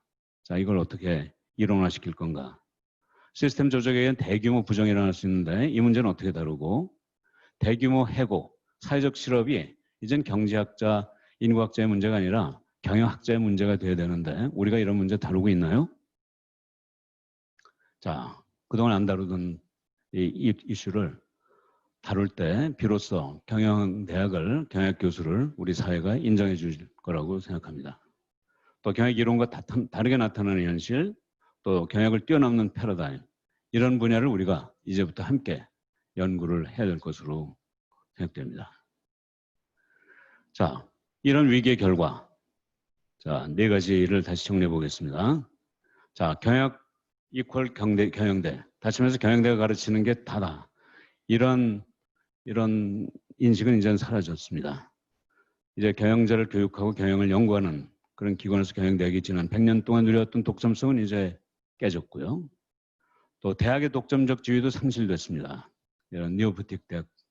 또 기업들은 요새 소위 블라인드 채용이라 그래가지고 지금 면접 후보자들이 어느 대학을 나왔는지는 모르고 면접을 해서 채용을 하게 돼 있습니다. 이제 기존 대학, 특히 명성이 높은 대학에 대한 그런 막연한 신뢰 지금 다 사라졌습니다. 경영교수의 경쟁력 상실, 존재이유 상실. 자, 기존 경영대학의 종말, 기존 대학의 종말, 기존 경영교수의 종말. 이 문제를 어떻게 다룰 건가? 우리가 무엇을 해야 될 건가? 자, 그래서 마지막 네 번째입니다. 저는 경영대학은 교수를 다양화해야 된다고 생각합니다. 이젠 더 이상 경영학만 가르친다고 경영자들이 몰려들지 않습니다. 경영대의 교수 전공 구성을 바꿔야 됩니다. 기존 대학은 현장으로 가서 대학을 혁신해야 됩니다. 대학의 고정관념에 사로잡힌 관행을 버려야 합니다. 경영 교수는 AI로 새 능력을 갖춰야 됩니다. 지금까지 우리가 만든 경영은 제가 이렇게 표현합니다. 상식이라는 가면 속에 감춰졌던 획일적 사고, 제한적 합리성이라는 멋진 표현으로 지금 분식이 된 그런 획일적 사고의 결과였습니다. 이제 AI 시대를 사는 경영 교수는 다시 한번 출발점에 섰습니다. 우리 모두 AI를 배워야 됩니다. AI를 가지고 경영을 새롭게 재창출해야 됩니다. 경영을 AI로 융합해서 경영을 다시 쌓아 올린다면 저는 경영이 재도약할 수 있을 것으로 믿습니다. 자, 아까 두 번째 질문이 이거죠. 누구에 의한 학문인가? 자, 경영 교수, 컨설턴트, 경영자 다 함께 가야죠. 자, 이 이슈에 대해서 정리를 해보면 이런 아주 간단한 비유를 듭니다. 어느 한국 회사가 미국 회사에 인수가 됐습니다. 그 회사 임원들이 영어를 모릅니다. 이럴 때 그분들은 어떻게 해야 될까요? 영어를 배우거나 퇴사를 하고 한국 회사에 가서 재취업해야죠. AI라는 블랙홀로 들어간 경영학자한테도 다음 두 가지 옵션이 있습니다. AI를 배우거나 AI가 없는 세상으로 가거나. 그러나 아쉽게도 AI가 없는 세상은 더 이상 존재하지 않습니다. 그래서 저도 지금 9월에 시작하는 AI 석사과정에 입학해서 지금부터 새롭게 AI 교육을 받으려고 합니다. 새로운 경영학은 우리 경영학 교수들이 컨설턴트, 경영자, AI 전문가들과 함께 만들어야 됩니다. AI를 기반으로 하는 경영학 이론을 새로 만들어서 경영학의 제도학을 이끌어 보십시다. 그럼 우리는 이 멸종이 되지 않고 살아남고 또 새로운 시대에 함께 갈 수 있을 것으로 기대합니다. 자, 정확하게 1시간이네요. 이상으로 제 말씀 끝내도록 하겠습니다. 고맙습니다. 네, 지금 1시간 딱 시간을 지켜주셨습니다. 발표를 들으면서 아마 많은 경영학자들이 정말 미래에 우리가 우리 직업이 괜찮을까 하는 아주 위기의식을 많이 느끼고 기업에 계신 분들은 경영학이 지금 주제 발표에서 나오신 내용대로 변화하면은 좀 더 기업 현장과 가까워질 수 있을 것이라는 그런 인사이트를 받았으리라 생각이 됩니다. 오늘 우리 토론자가 3분 계신데요. 우리 부산대 김석수 교수님 조금 늦게 조인되시니까 먼저 우리 박영렬 교수님부터 먼저 토론 드리겠습니다. 지금 3분의 토론자께서 지정 토론하시고 그 다음 참여하신 많은 분들의 다른 의견을 듣도록 하겠습니다. 자, 그러면 제가 화면을 끊고 있었네요. 자, 그러면 우리 박영렬 교수님 지금 접속돼 계시죠? 네네. 또 연수대학교 경영대학의 박영렬 교수입니다. 총장님께서 정말 경영학을 너무 사랑하시는 것 같아요. 정말 애정어린 그 생각을 가지시고 저희에게 그 종말과 제도학에 대한 말씀을 해주셨습니다. 그래서 처음에는 이 종말인가 그래가지고 야 저는 뭐 은퇴가 얼마 안 남아서 다행이다 하는 그런 생각을 하면서 한편 우려했습니다만은 제도학할 수 있는 해법을 주셔서 먼저 감사드리겠습니다. 제가 그 총장님 말씀하신 1시간 동안의 내용을 들으면서 우리 경영학도 이제는 정말 변화해야 되겠다 하는 그런 마음을 갖게 됐습니다. 그리고 어떤 면에 있어서는 이런 어떤 그 변화에 대한 그 외부로부터의 어떤 여러 가지의 일들이 벌어지기 전에 우리 스스로가 변했어야 됐는데 그걸 못한 것에 대해서 조금 부끄러움도 있습니다. 제가 보기에는 1990년도, 2000년도 초가 어떤 면에 있어서 경영학의 르네상스 비슷한 때였던 것 같습니다.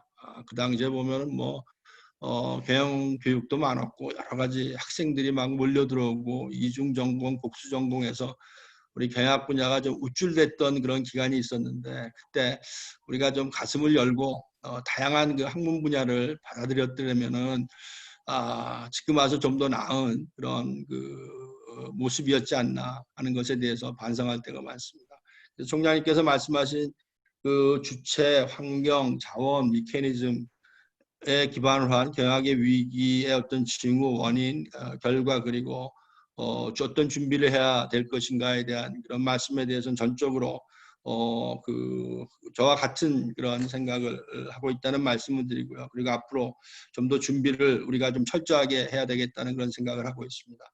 제가 그 총장님 말씀하신 내용을 바탕으로 해서 제가 가지고 있는 생각을 간략하게 조금 말씀드리겠습니다. 먼저 그 종말이라는 그 제목을 놓고서 제가 생각한 그동안 경영학은 어떤 면에 있어서 어느 정도 성장하는 그런 상황에서 환경에서 기업들이 그 나름대로의 어떤 규모를 키워왔던 것이 아닌가 하는 생각이 들고요. 그리고 90년대 말까지만 하더라도 시장 환경이라는 것이 그렇게 급격한 환경을 보였던 건 아닌 것 같습니다.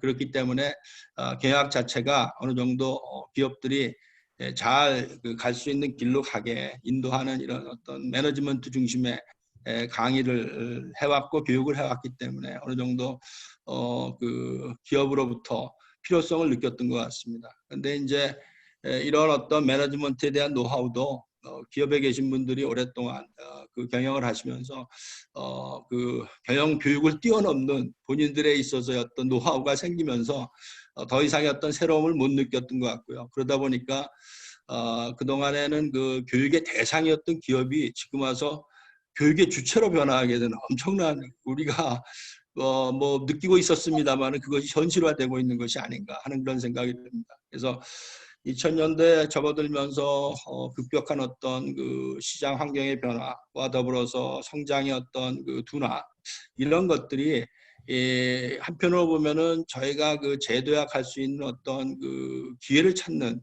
그런 그 재료가 아닌가 하는 생각을 하고 있습니다. 총장님 말씀하신 것처럼 계약뿐만 아니라 이런 다양한 환경을 어우를 수 있는 다양한 분야들을 어떻게 우리가 함께 하느냐에 대한 그런 고민 그리고 이런 저성장 안에서 성장을 주도할 수 있는 이런 뭐 사람 중심의 뭐 기업가 정신 아까 말씀하시고 그런데 그런 것들에 대한 우리 나름대로의 새로운 어떤 기업이 그 계속적으로 성장할 수 있는 그런 그 해법을 줄 수 있는 노력이 필요하지 않나 하는 생각이 들어서 저는 그 컨텐츠에 대한 혁명에 대한 그런 말씀을 좀 드리고 싶습니다. 그동안 어떻게 보면 우리가 좀 우리가 미국에서 배웠던 거 그거 가지고 그냥 전수하는 정도의 모습이었었는데 이제는 본격적으로 변화하는 환경, 저성장 뭐 이런 우리가 겪어보지 못했던 그런 그 환경 하에서의 컨텐츠를 어떻게 개발을 해서 기업에게 의미 있는 솔루션을 줄 것인가에 대한 고민을 하는 것이 맞다는 생각이 들고요. 그러면서 이제 총장님께서 마지막에 AI 말씀하셨는데 결국은 우리가 AI를 베이스로 한 경영학의 컨텐츠를 어떤 식으로 개발할 것인가가 앞으로 우리 경영학 제도학의 중심이 되는 것이 아닌가 하는 그런 생각을 해봤습니다. 근데 이제 아까 저 자원 말씀하셨는데 대학이 보니까 자원이라는 것이 충분치가 않기 때문에 상당히 어려움이 있는 것 같습니다. 근데 이제 환경이 변화하고 어려워지니까 대학들은 뭐 이런 말씀 드려도 되는지 모르겠지만 각자 도생을 시작한 것 같아요. 자 열심히 해가지고 살겠다는 그런 의지를 보이니까 계약이 더 이렇게 파편화되는 모습입니다. 옛날에는 그래도 가끔 모여서 얘기하고 같이 공유하는 모습이 있었는데 점차적으로 랭킹이 생기고 이러면서 파편화가 되면서 이런 어떤 그 컨텐츠에 대한 개발 이런 거에 대해서 좀 각자 도생하는 그런 그 생각이 들어서 앞으로는 이런 어떤 그 경영학의 어떤 그 커리큘럼이나 컨텐츠나 이런 교육에 있어서 어떤 플랫폼을 우리가 좀 공동으로 만들었으면 좋겠다 하는 생각이 들고요. 그러려면 아무래도 그 집단 지성을 좀 발휘해야 되는데 이런 면에 있어서 총장님 같으신 분이 우리 저 경영대학에 계신 모든 교수님들, 학장님들 한번 모아서 강의 한번 하시고 우리가 같이 한번 가자라고 으쌰으쌰 좀 해주셔야지 집단 지성이 발휘되고 결국은 그 집단 그 임팩트 영향을 줄 수 있는 그런 기회가 생기지 않나 하는 그런 생각을 해봅니다. 그래서 대학도 대학만의 어떤 모습으로 우리가 모여서 하는 것도 좀 한계가 있기 때문에 플랫폼을 만드는 데 있어서 이제는 적극적으로 우리가 기업에 가서 산학 협력할 수 있는 그런 물꼬를 우리 스스로가 이제는 다가가서 트는 것이 맞지 않나 하는 그런 생각도 한번 해봅니다. 그래서 총장님 말씀하신 내용 저희가 잘 되새겨서 앞으로 경영학이 제도약할수록 최선을 다하겠습니다. 감사드립니다. 오늘 좋은 말씀 해주셔서 네, 감사드립니다. 고맙습니다. 네. 네, 우리 박 교수님 좋은 말씀 감사드립니다. 그리고 지금 두 번째 토론은 국민대 이동희 교수님께서 해주시는데 이동희 교수님께서 자료를 하나 보내오셨는데 지금 자료 공유가 강요됐나요? 네, 지금 자료 올라왔나요?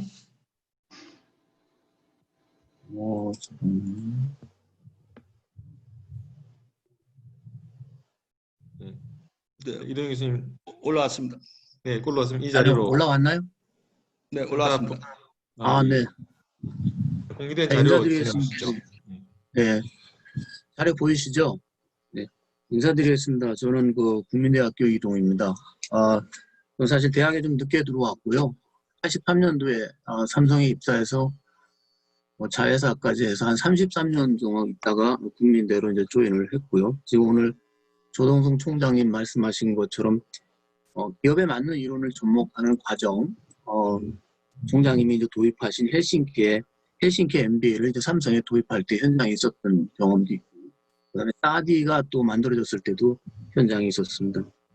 제가 그 말씀을 듣고 제가 이제 말씀드리려는 내용이 많이 틀리진 않았구나 해서 상당히 좀 위안이 되고 제가 나름대로 정리한 거를 간단히 좀 적어봤습니다. 네, 경영학을 위기라고 보는 시각은 제가 보는 견제에서는 기업이 원하는 인재를 양성하지 못하는 데 기인하지 않나 이렇게 봅니다. 그러니까 유능한 경영자를 좀 양성했으면 하는 게 기업에서 이제 요구하는 거고 기업에서는 그러한 인재가 왔으면 어느 정도 기본적인 지식과 상식과 일하는 방법은 직무 역량은 갖췄다고 보지만 실질적으로 일을 시켜보면 상당히 처음부터 다시 가르쳐야 되는 그러한 갭의 차이에서 오는 것이 있지 않는가. 그러면은 어떠한 인재가 과연 기업이 원하는 인재인가를 봤을 때 현장에서 보는 시각은 경영 전문 지식만은 과연 그게 현실 경영에 적합하다 이렇게 볼 수는 없는 경우가 좀 많이 있었습니다. 결국은 기업이 원하는 사람은 조직의 리더, 그러니까 바람직한 인재상이라고 얘기하는 어떤 실행력을 갖고 창의력이 있고 뭐 리더십을 발휘하고 이런 관계가 좋은 소프트 스킬을 가진 기업이 요구하는 인재가 참 많은 것 같습니다. 그래서 새로운 이론이 경영에서 많이 나오기보다는 주로 기업 현장의 케이스 스터디를 중심으로 나오는 경영과학에 좀 탐구하지 않았나 이런 시각이 경영학을 위기라는 보는 시각으로 좀 표현을 좀 해봤고요. 기업 양성을 위한 그 변화를 적응하기 위해서 기업 경영에 필요한 과목들이 좀 많이 이제 있게 됩니다. 물론 지금 많은 대학에서 이제 가르치고 있는 기업 윤리나 협상 스킬이 있지만 이러한 것들이 좀 더 유연하게 커리큘럼이 좀 개편되고 이렇게 채택돼야 되지 않나 이런 생각을 좀 하게 됩니다.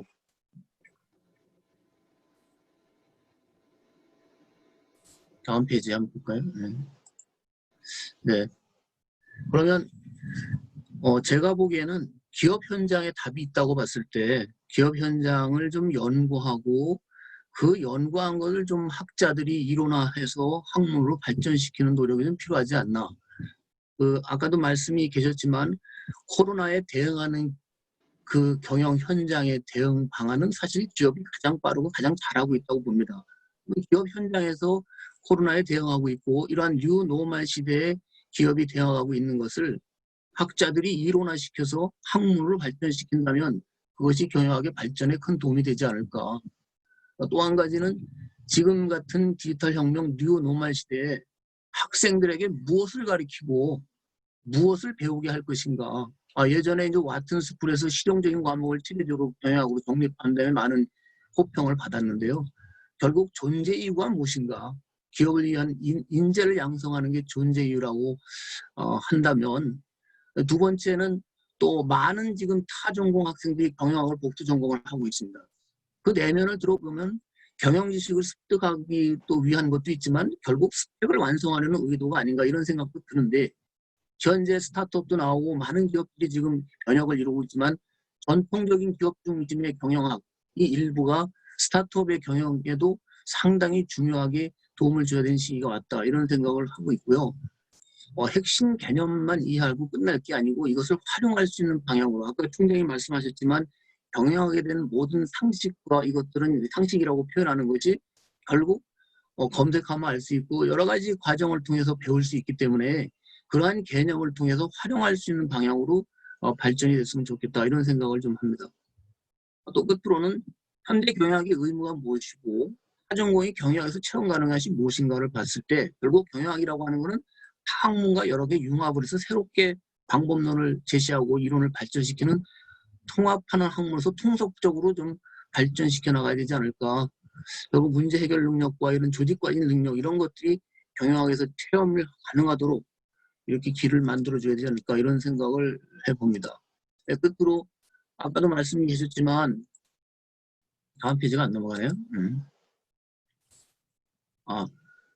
지금 기술 발전이 상당히 지금 발전이 되고 있습니다. 이제 마케팅만 하더라도 과연 시장 조사가 예전에는 기업 내부의 자원과 역량을 기반으로 인아웃 방식으로 시장 조사를 해왔는데 지금은 뭐 많은 기업들이 지금 소비자 중심의 시장 방식으로 아웃인 방식으로 들어가는 것들을 봤을 때 그럼 시장 조사의 이론은 기존의 전통 경영학의 그 이론을 계속 고수할 필요가 있는가 이런 생각이 듭니다.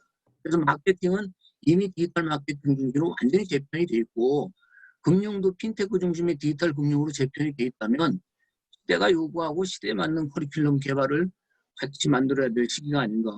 그다음에 아까도 AI 말씀하셨는데 총장님 AI 대학원 입학하신다고 말씀하셨는데 IT 기반의 실습이 가능한 교육으로 확대가 필요할 것 같은 생각이 듭니다. 지금 교수들 중에서 디지털 마케팅을 가르치고 있는 교수들 중에서 실질적으로 소프트웨어 기반의 실습이 가능한 교수들이 상당히 나름대로 교육 효과를 많이 놓고 있는 것을 많은 학자분들도 많이 알고 계실 거라고 보고요. 끝으로 이러한 신기술 출현과 또 발전에 대응하는 경영학의 교육 시스템을 구축하는 것을 고민해야 될 시기가 아닌가 이런 생각을 해봤습니다. 여기까지 말씀을 드리고요. 오늘 조동성 총장님 오래간만에 뵙고 좋은 말씀 들어서 상당히 좋았습니다. 감사드립니다. 네. 네, 감사합니다. 자, 지금 아마 이 기업에 오래 근무하시면서 채득하신 경험을 바탕으로 해서 경영 교육의 어떤 변화 방향에 대한 인사이트 있는 토론을 해주셨습니다. 지금 부산대 김석수 교수님 들어와 계신가요? 지금 계속 접속이 아마 좀 문제가 있는 것 같으신데 혹시 지금 두 분의 지정 토론자 이외에 오늘 우리 조동성 총장님의 아주 인사이트 있는 그 발표를 들으시고 좀 코멘트를 하시길 원하시는 분께서는 좀 말씀 주시기 바랍니다.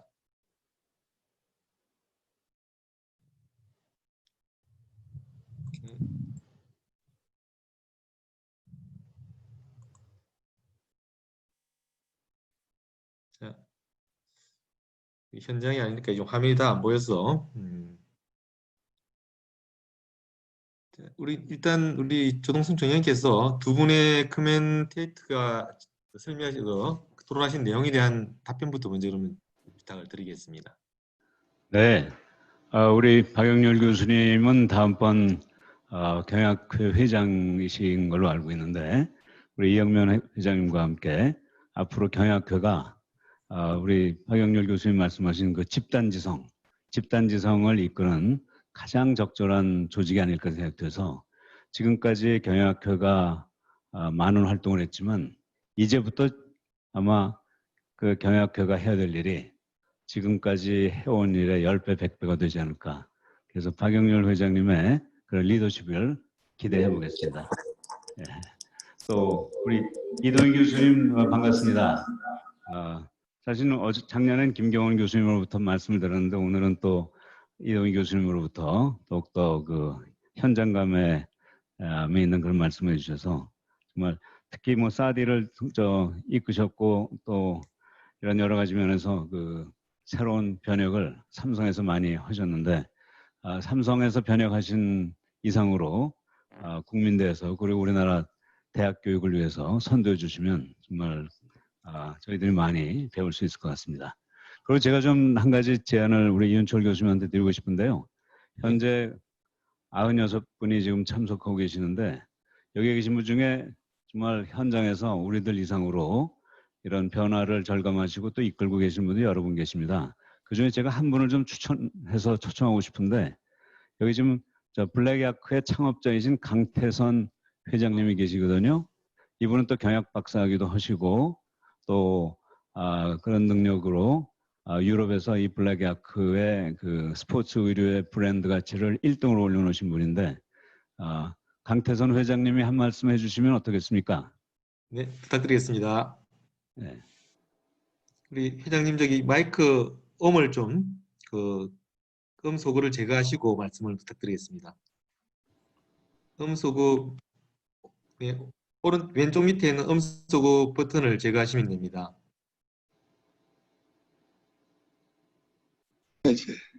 네, 됐습니다. 네. 안녕하세요. 네, 안녕하십니까? 잘 들리시나요? 네, 잘 들립니다. 네, 잘 들립니다. 예, 조동선 총장님 강의 잘 들었습니다. 이런 질문 주시니까 제가 당황했어요. 예, 그런데 이제 기업이 현장에서 보면 많은 교수님들이 좋은 지도해 주셔서 대한민국 기업들이 다 성장하고 있습니다. 그런데 근래에 사회 환경이 많이 변화되면서 경영학이나 인문학이나 여러 가지 복합적으로 융복합시키는 점은 굉장히 좋은데 거기에 문화가 좀 더 들어갔으면 하는 생각이 듭니다. 이 소비자는 이 패러다임이 바뀔 때 그 지역의 환경과 문화가 굉장히 민감한 방향이 좀 있는 것 같아요. 그래서 저는 패셔너블 하는 사람이기 때문에 뭐 대한민국도 그렇고 대한민국의 지역도 그렇고 뭐 중국이나 유럽이나 미국에 보면 그 나라의 문화와 역사에 따라서 소비 성향도 많이 바뀌는 경향이 있어서 아마 경영학에도 앞으로 변화를 준다면 그는 문화 쪽에 또 역사 쪽 이런 쪽으로도 많이 믹삭하면 경영하는데 많이 도움이 되지 않겠나 감히 말씀드려 봅니다. 죄송합니다. 네. 자, 우리 환경 변화에 따라서 이 바뀌는 그런 문화를 잘 접목해야 되는 중요한 말씀 주셨습니다. 그리고 또 여기에 그 몇 분 좀 해외에 계신 분들이 좀 들어와 계시는데요. 저 피터 전재원 피터 저 사장님이 계신데 이분은 영국의 그 엑센트리라는 그 벤처 캐피털 회사의 그 사장님이세요. 전재원 회장 저 사장님 저 한 말씀 저 영국에 계신 걸로 알고 있는데 한번 네. 한 말씀 해주시겠습니까? 천지현 사장님. 오랜만입니다. 들리십니까? 네. 네, 들립니다. 네. 네, 이은철 교수님도 오랜만에 뵙습니다. 저 지금 있는 데는 뉴욕이고요. 지금 제가 지금 미국이시군요. 예. 뉴욕에 양쪽에 있어서 사실은 지금 런던에 있어야 되는데 코로나가 터져가지고요. 지금 뉴욕에 지금 누적 사망자가 좀 5만 명을 넘어갔습니다. 그래서 지금 뭐 공항도 거의 뭐 폐쇄되다시피 하고 그래서 좀 잘 견디고 있는 중이고요. 좀 전에 조동성 총장님께서 말씀하셨던 내용도 상당히 많은 부분에서 공감을 하고 있습니다. 간단하게 뭐 제가 뭐 학자가 아니기 때문에 뭐 이렇게 주제 넘게 뭔가를 좀 말씀드리기가 좀 그렇긴 하지만 뭐 간단하게 제 경험상 좀 말씀드리자면은 좀 전에 회장님께서도 문화에 대해서 말씀하셨고 저도 거기에 대해서는 굉장히 중요한 포인트라고 좀 생각하고 있고요. AI의 근간이 되는 게 사실은 데이터입니다. 그래서 저희가 런던에 저희가 스마트시티를 만든 게 2015년도인데 가장 핵심적인 부분들이 빅데이터와 데이터 애널리틱스를 이제 기반으로 해서 기술력을 갖고 있는 기업들을 이제 키워내는데요. 그 과정에서 가장 또 중요한 역할을 했던 게 대학들과의 같은 그 R&D 협업 프로그램이었거든요. 그래서 저희가 있는 레벨 39라는 이제 유럽에서 가장 큰 이제 이 오픈 이노베이션 플랫폼이 있습니다. 거기 안에 지금 런던 대학교 UCL이 들어와 있고요. 지금 저희가 또 이제 뉴욕시의 초청을 받아서 들어온 이제 어번 테크업이라는 데가 있는데 거기에는 지금 이제 NYU하고 코넬텍이 같이 좀 들어와 있거든요. 그래서 지금 미국 같은 경우도 그렇고 영국 같은 경우도 그렇고 아마 뭐 이쪽에서는 4차 산업혁명이라는 말을 쓰진 않습니다만 보통 일반적으로 보통 쓰는 표현들이 디지털 트랜스포메이션이라는 표현을 많이 쓰고 또는 디지털 레볼루션이라는 표현을 많이 씁니다. 그래서 우리가 4차 산업혁명이라는 좀 애매한 용어를 쓰는 것보다는 거기에 그 가장 기본적인 것들이 사실은 P2P의 개념입니다. 사람과 사람. 이제까지의 모든 이제 생산과 소비가 이제 수직 계열화되어 있다고 이제 본다면 지금의 어떤 나스닥에서 보여준 사례를 보면 거의 대부분이 수평적 구조거든요. 그러니까 누구든지 컨슈머가 될 수 있고 누구든지 컨텐츠 크리에이터가 될 수 있고 누구든지 프로듀서가 될 수 있는 이제 프로스머의 어떤 핵심이 좀 여기서 많이 좀 진화가 됐다고 보고 있습니다. 그래서 제 생각에는 대학과 이제 기업들이 같이 협력을 좀 하는 데 있어서 막연하게 하는 것보다는 뭔가 하나의 테스트베드를 좀 지향을 해서 그 안에서 뭔가 여러 가지 컨텐츠들을 만들어내는 그런 시도들이 필요하다고 저는 생각을 합니다. 죄송합니다. 여기까지 말씀드리겠습니다. 네. 말씀 잘 들었습니다. 제가 한 분 또 초청하고 싶은데 사실은 영국에 계신 줄 알고 영국에서 한 분, 미국에서 한 분 하려고 그랬는데 여기 지금 또 미국의 플로리다 걸프 코스트 유니버시티에서 경영학을 가르치고 계시는 지금 민용택 교수가 계시거든요. 민용택 교수님, 미국에서는 지금 이 코로나 바이러스에 대해서 경영학적으로는 기업을 위해서 뭘 하고 계시고 어떤 교육을 하고 계시는지 좀 말씀해 주시겠습니까? 민용택 교수님. 예, 안녕하십니까. 말씀 너무 잘 들었습니다. 네. 저는 헬스케어 매니지먼트 과정에 있는데요. 여기 헬스케어 쪽에서도 AI가 너무 중요하다고 해서 앞으로 AI 과정을 적극적으로 더 만들고, 그리고 이제 병원이나 헬스케어 시스템에서도 헬스케어 AI나 애널리틱스가 앞으로 가장 중요한 그런 학문이라고, 그렇게 그 분야라고 학교 쪽에 이제 그런 쪽을 교육을 강화해 달라고 이렇게 요청을 하고 있습니다. 그래서 지금 말씀해 주신 부분 너무 잘 들었고요. 그리고 미국에서도, 그리고 다른 인더스트리가 아니고 헬스케어 인더스트리에서도 너무 중요하다고 생각을 하고 있습니다. 네, 고맙습니다. 그리고 또 여기에 이 알파고가 이세돌을 4대1로 이길 때 모두가 다 알파고가 아니라 이세돌 편을 들었는데 알파고가 이기고 4대1로 이길 거라는 것을 예측하신 유일한 분이 계십니다.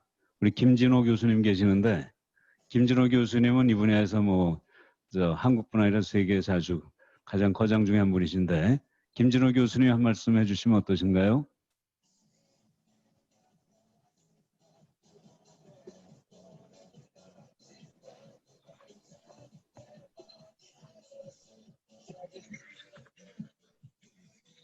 김진호 교수님 연결 안 되셨습니까? 김진호 교수님. 네.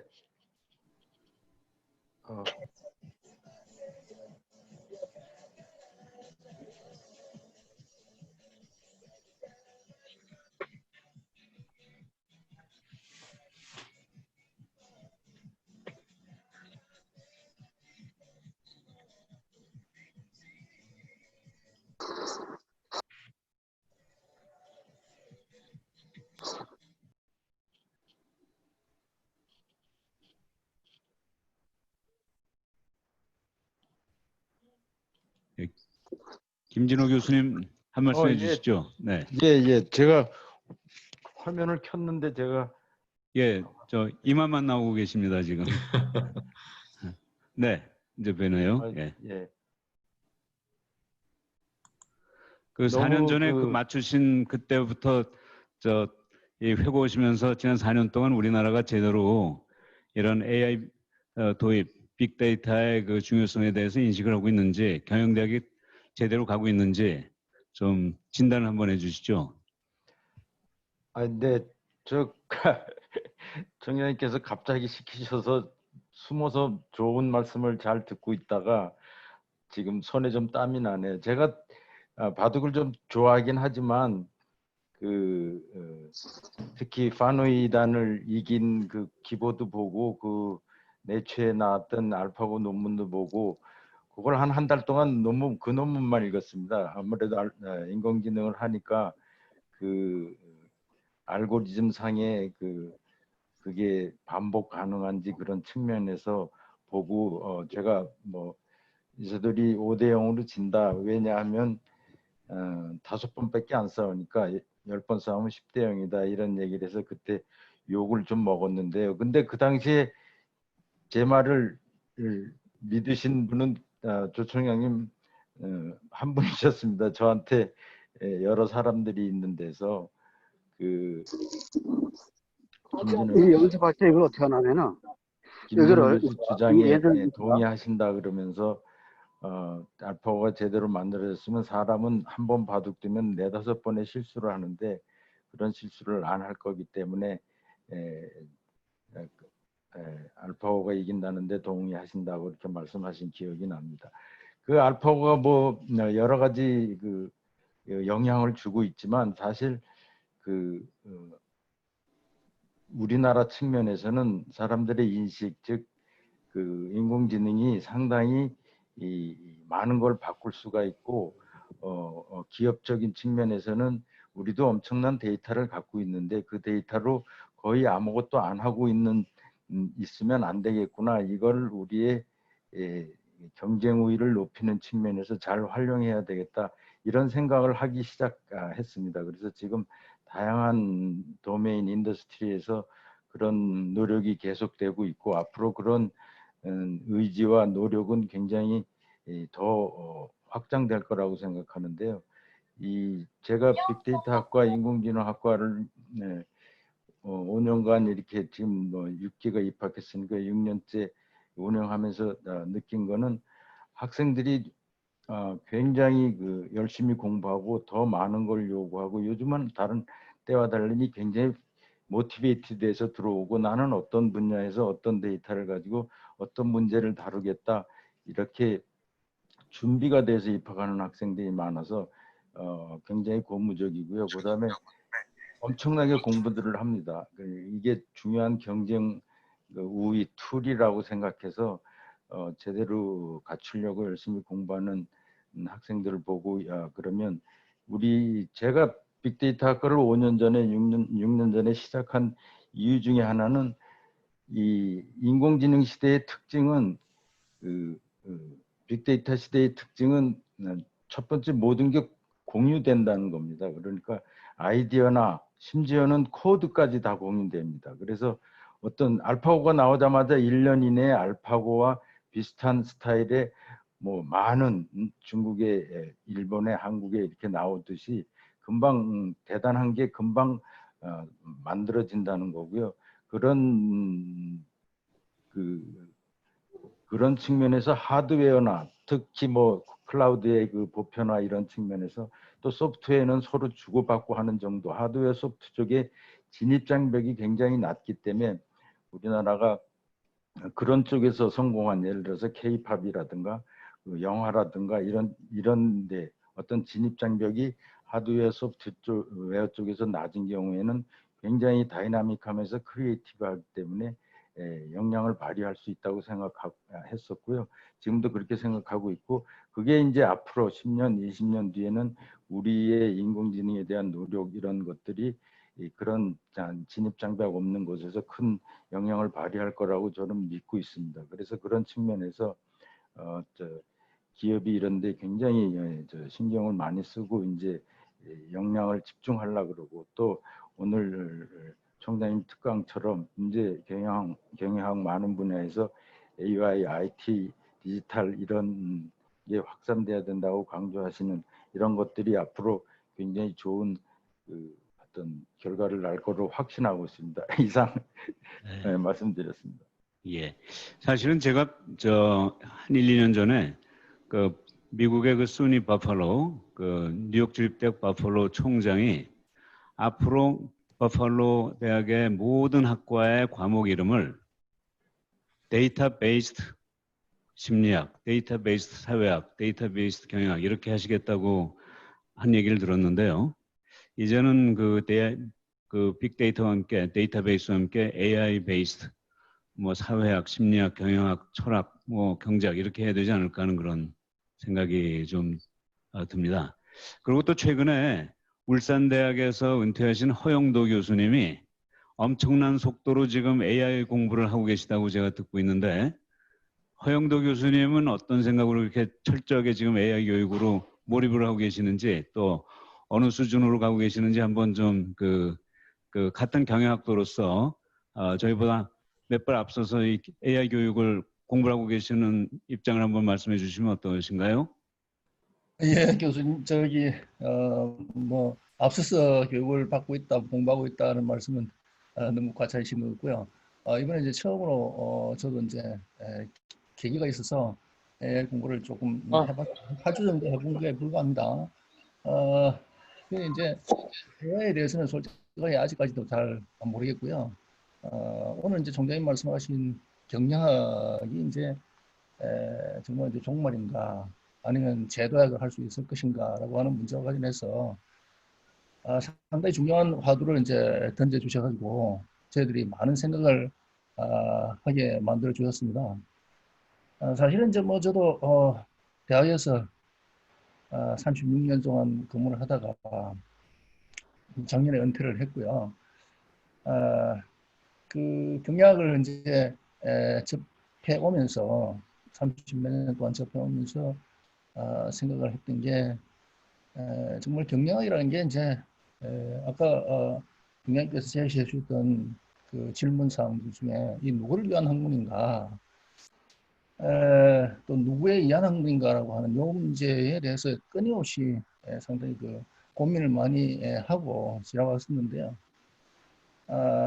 결국 이제 경영이 이제 꼭 그 경영자나 기업들을 선도하기 위한 또 그 경영자의 어떤 그 유명한 능력을 길러주기 위한 그러한 학문이라기보다는 뭐 그런 측면도 있겠습니다만은 사실은 이제 그 기업에 들어가고자 하는 젊은 그 잠재적인 경영자, 젊은 학생들을 교육하는 그런 기능도 가지고 있다고 생각을 합니다. 그래서 이제 첫 번째 제가 이제 그 경영의 종마라고 하는 것을 기준을 어디에 둘 것이냐라고 하는 측면에서 볼 때 경영자에게 도움을 주기 위한 그러한 학문으로서의 경영학은 총장이 오늘 말씀하신 내용과 같이 상당히 이제 지금 뒤떨어져 가고 있고 거의 이제 그 종말에 가까운 그러한 상황으로 지금 떨어지지 않나 이렇게 생각이 되고요. 반면에 이제 잠재적인 경영자를 훈련시키기 위한 하나의 이제 그 학생 교육 수단으로서의 이제 경영학이라고 하는 것은 나름대로 아직까지는 뭐 효용 가치를 가지고 있지 않는가 이렇게 생각이 됩니다. 그래서 두 가지 차원에서 우리가 생각을 한번 해야 될 것 같습니다. 그러니까 기업 경영자들을 이게 도움을 주기 위한 경영으로서는 앞으로 어떻게 제도약을 위한 준비를 해야 될 것인가라고 하는 문제와 그다음에 학생들을 가르치고 교육하기 위한 기업이 필요로 하는 인재를 만들어내기 위한 그러한 경영으로서의 학문적인 성격을 어떻게 하면 좀 더 강화시킬 것이냐라고 하는 두 가지 차원에서 이야기를 좀 전개했으면 더욱 좋지 않겠나 하는 생각이 들어갑니다. 그런데 뭐 제가 느낀 바에 의하면 경영자에게 도움을 주기 위한 경영학으로서의 경영학은 사실은 제가 좀 무식해서 그런지 모르겠습니다만 지금까지 경영학이 과연 경영자들을 앞서가지고 경영자들에게 도움을 줄 수 있는 그러한 지식을 가르쳐주고 그들에게 그러한 어떤 훈련을 제공해 줬는가, 그러한 훈련을 그러한 지식을 제공해 준 적이 있는가 라고 하는 그런 그 생각을 감이 좀 금방진지는 모르겠습니다만 그렇게 생각을 하고 있고요.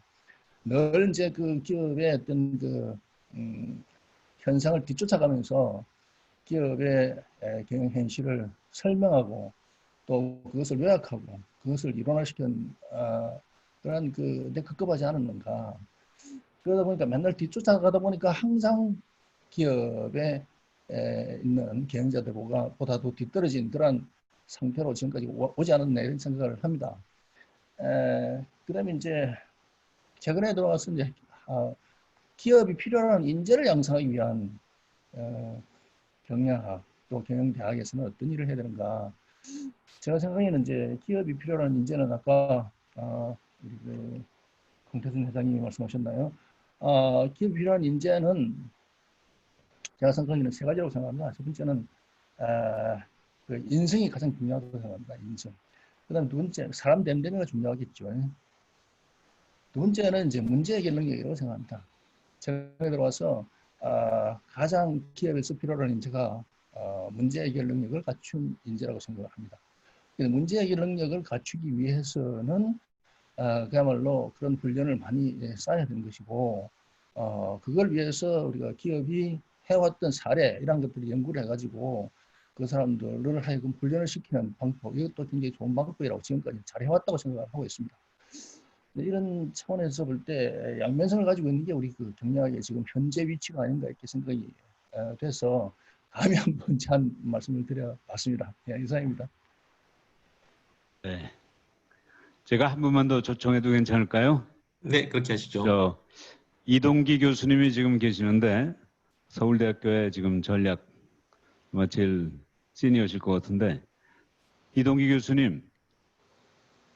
근데 제가 지금 막 들어서 앞부분을 잘 못 들어가지고 이게 예. 맥락을 잘 이해하고 있을지 모르겠습니다. 네, 제가 저 서울대학의 교수 구성을 사실은 이동기 교수님한테서 저 받아가지고 아까 발표를 했거든요.